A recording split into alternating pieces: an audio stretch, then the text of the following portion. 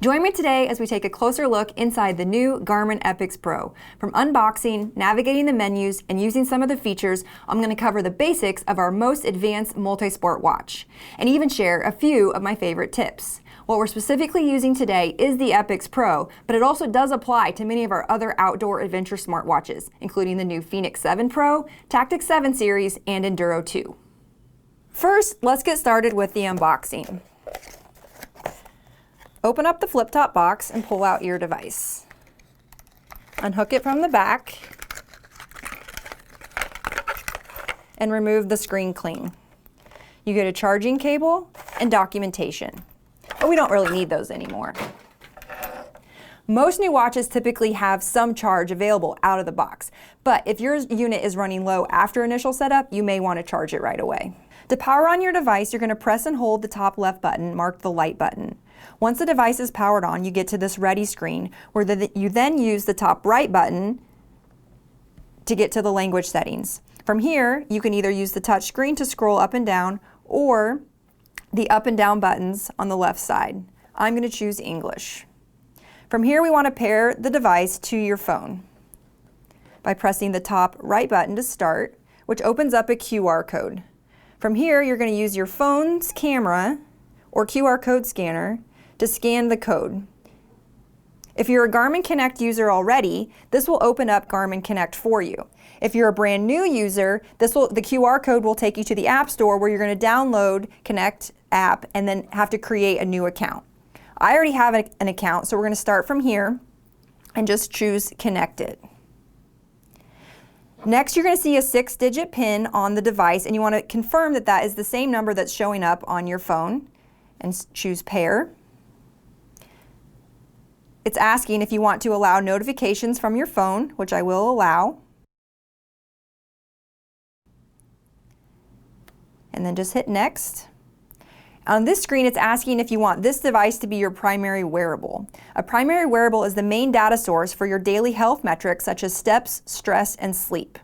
So I'm going to choose Yes.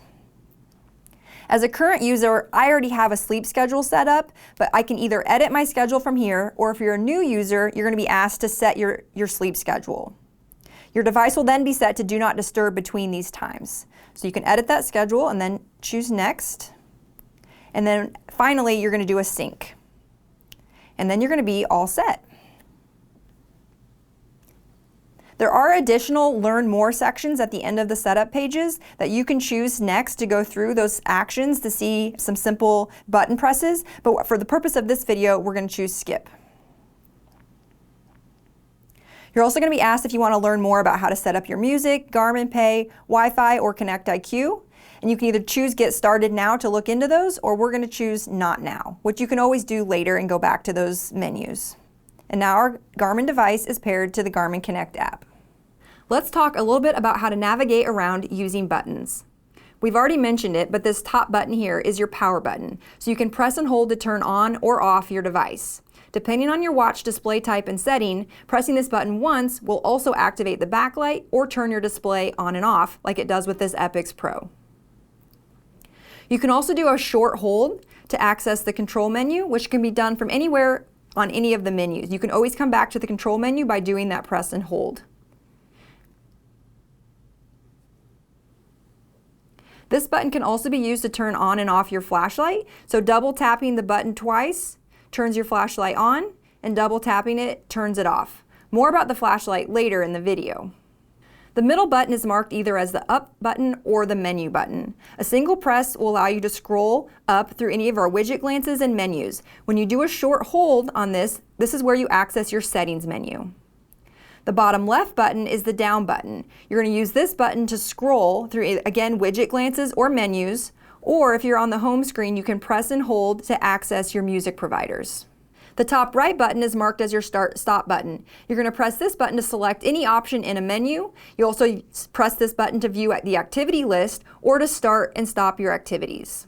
And the button on the bottom right is your back button or your lap button. Press to return to the previous menu or screen, and press to record a lap, rest, or transition. You can also hold this button to view a list of your recently used apps. For my first tip, the light button and the menu button, the top left and the top middle, will always access either the control menu or that settings menu. But the other buttons can be configured to the action that you desire, and these are called hotkeys, and we'll cover that more in just a little bit. Okay, let's talk about the touchscreen on our latest Fenix and Epix watches. The touchscreen is a great new addition to these devices that people have been asking about for a long time, and now we finally delivered it with our solid 5-button design and the touchscreen. So to use the touchscreen on an Epix, touching the screen can just turn the device on, but it can also be used to scroll through the menus or make selections and even go back. One of my favorite tips on the Epix is by using our hotkeys, the top button and the bottom left button at the same time pressed can either turn your touchscreen off or you can turn it back on. That's really useful when you're in temporary settings where you don't want your touchscreen activated, and you can choose whether you want that to be enabled or not. I love that feature. So to cover the widget glances that we were just in, again, you can use your touchscreen to scroll, or you can use the up and down buttons on the left side. So these are called your widgets, and you can either look at these at the top level or you can dive deeper into them, and then within each one there are usually a varying number of additional screens that you can look for. So again, you could swipe back to go back or press the back button to get back to the widgets list. When you're using this menu, you can customize this the way that you want to by scrolling to the bottom of the page and hitting edit. And this at top is going to show you the list of widgets that you currently have set up, and by pressing the top button you can edit these and either select the top button again to delete that widget or scroll around and move it where you'd like to place it. If you scroll all the way to the bottom, you have the option to add a new widget, which is here you could come in and create a folder which you could hide multiple widgets inside of, or just choose the one that you're looking for to start. Like body battery is one of my favorite features, and I want to add that to my list. I also want to know more about my health snapshot that I like to do and my HRV status. So let's add those and then go back. So now you can see they've been added to the bottom of our glances list, and I just want to move those to where they're most important to me. So I'm going to take body battery and I'm going to move it all the way to the top. And then I select it, and that's where it's at now. You probably bought this watch so that you could do some epic adventures or amazing activities. So let's get those set up next. Press the Start/Stop button to open the activities menu. The first time you do this, it's going to ask you to choose your activities. You do that by either using the touchscreen or your up and down buttons to get into these different folders. Different activities actually are found inside different folders so that wherever you look for it that's intuitive to you, it might be there. So under the outdoor folder, I'm going to choose hiking, walking, and adventure racing. And then under running, I want to go, there's my walk is already there, but I want to also choose running, trail running, and treadmills. And then I'm going to go down and add a winter sport for ski and backcountry ski. And these are going to be my favorites. So once I've done that, I just select done.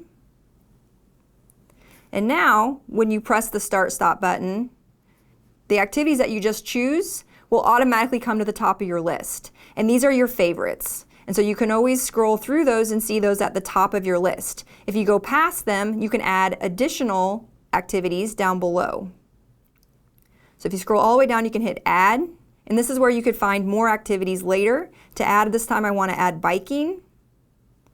And it's either going to put it at the bottom of my favorites list, or I can choose to now move it wherever I'd like to lower on the list. These menus are mostly customizable, so you choose what are your favorite activities and what activities you'd like to even show up in the list, and you can always add more later. Now let's get some of those data fields created.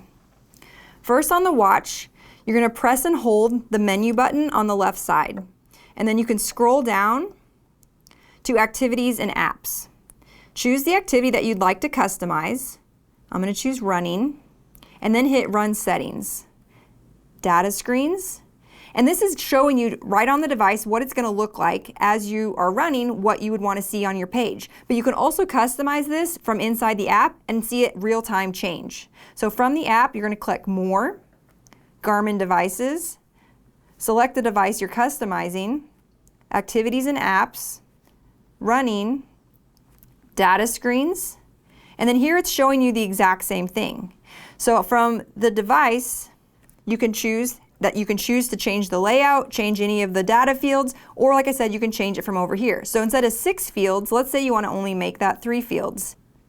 It's a real-time change on the watch as you're changing it inside Garmin Connect so that you can see exactly what you're doing. So let's go back to the 6-field layout. And if you like that kind of graphical design at the top, you can choose from different options. So you can go to graphical. And let's say you wanted to make that a cadence gauge instead, and it will change to that. Or if you like the heart rate field, you can go back and do the heart rate gauge. And then again, you can do that for any of these fields. So field 2 right now says distance, and let's say we want to change that to pace. And on field 3, instead of timer, I'd like to know what the temperature is. And then on the next one, again, you can just customize each one of these. So I often will choose heart rate zone, cadence, pace, my timer. I just like to have a lot of data on each of these pages. But you can also remember that each page, you can set up multiple pages. So this is just the first page. And so you can scroll down and see your second data page, which is reflective here inside the app. So now this one only has 4. But maybe you want to only have that be 1, and you'd like to just keep it really simple with maybe just your pace on it. So while you're running, you can scroll between your pages and choose how many data fields you want and what kind of data you'd like to be present on that page, and then the option there for the map as well. You can add additional data screens, or like within the map field, you can choose to have no fields showing, or you can choose 1 or 2 fields as well to show up on your map page. It's completely customizable. You choose how it lays out, what data fields you have, and now you have complete control over your activity and all of your data. Remember those hotkeys I mentioned before? If you'd like to change the function of the different key presses, you can customize your hotkeys. As a reminder, pressing and holding the bottom left button will go into your music providers. Pressing and holding the bottom right will get into your recent apps list. The top right and the bottom left will do your on and off touchscreen. But if you'd like to customize those, you can do so by going into the main menu. So you're going to press and hold the menu button, scroll down until you find System, scroll down until you find the hotkeys. Once you get into the hotkeys menu, you can see what the current settings are, and then you can change them, or if they don't have anything, you can get it added. So we just went through what's already listed here, but I noticed that the Start button and the Up button don't have a hotkey listed, so let's get one added. Scroll down till you find what you like. I'm going to add alarm clock again. So now that's an option. So if I go back and I'm using my hotkeys, I can go straight into setting an alarm. Earlier in the video, we talked about turning the flashlight on or off by double tapping the top left button, or the light button. But let's talk a little bit more about how you can use the flashlight. By pressing and holding the button to get into your control menu, you can also choose the flashlight from here, where you can select the settings. You can use your touchscreen or your up and down buttons to select the flashlight brightness. There's 4 levels of white, or 1 level of red. The tip here is whatever level you leave this flashlight mode on in the settings is what turns the flashlight on or off the next time you use the double tap. So let's move it down to the red and go back to the home screen. And let's say it's now 2 o'clock in the morning, you've got to go use the restroom, you don't want to disturb the rest of your family. A quick double tap and your red light is going to turn on. Or you can go back into your flashlight settings, change back to a white light, and the next time you use your flashlight, the white light will come back on. So that's how you can control what is being selected when you're using this quick flashlight mode. There's more flashlight settings also available. When you're inside this screen here, press and hold the menu button, and this is where you can choose from different strobe patterns or a distress pattern. Let's look at strobes. You have blinking, custom, blitz, a beacon. Now let's cover how to customize your control menu. So if you remember, if you press and hold the light button, you get into the control menu wheel. And from this screen, you can press and hold the menu button and it goes directly into the control menu, which you can add controls, reorder your controls, or remove a control. So let's add one. Add controls, and I want the alarm clock, so I have easy access to that. Press the back button, and now I want to reorder those. So as they show up, you can just select one that you want to reorder.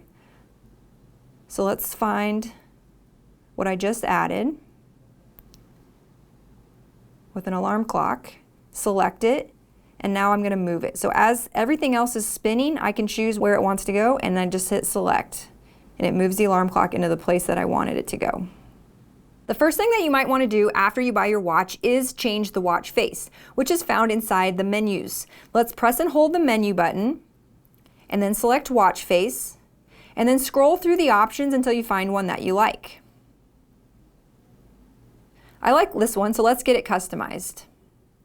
First, decide whether you want the seconds to show up, either on or off. I'll have them on. And then let's look at the data. You can customize each one of these data fields. So by scrolling down, it shows you the list of options that you have to choose from. So you can move around the different widgets inside those data fields and decide which one you want in each location. I'll start with the date. And battery life, that one's okay. This is my recovery time, my VO2 max, the outside temperature, today's sunrise or sunset time, elevation. This one I want to change, so let's look at heart rate instead. Okay, now I want to change the accent color. Not really into that red color, so let's find something a little bit more to my liking. Perfect, I like that blue. And then you can also change the data color so that it's a little bit of a contrast. Let's go with that. And then apply, and you've customized your watch face. Next, as we dive a little bit deeper into the main menu, you can also spend some time digging through these to find out what this watch can do. Don't be afraid to go in and change settings and change it back and figure out how to make this thing work exactly the way that you want it to. We've got your history here, which will show a record of all your activities, all those milestones that you've been working hard for, you know, what your fastest times are. You can go back and look at those. You can find your totals, you know, your odometer of how many activities you've done, the miles, the time in activities, how much elevation you've been doing. There's all kinds of data that you can dig into in that history folder. Under activities and apps, that's where you can change those data settings like we already did previously. You can set up notifications and alerts, customize the appearance even more with those watch face glances, the control menu, choose how your morning report shows up. You can add sensors and accessories, like you can add additional heart rate straps, maybe your speed and cadence sensor, your power meters. That's where you would find that option. Customizing your map page, adding music providers like Amazon Music or your Spotify. Working on your connectivity, getting your phone or your Wi-Fi set up. Do you want audio prompts? You can connect your headphones and have it tell you every time you run a lap split what your time is. Things like that can be customized. Also your user profile, setting up your safety and tracking, health and wellness. Finally on this list is Power Manager. Let's dive into this one a little bit. This is where you can choose your battery saver mode, or more importantly, maybe your power modes. So here you can go in and choose extended, max battery, max accuracy, jacket mode, which I actually use that one a lot in the winter when I want to go running outside, and I'll put my watch over the top of my coat and it turns off the heart rate monitor just to preserve some battery there. You can also choose whether your battery percentages are shown or if you want your estimates turned on or off.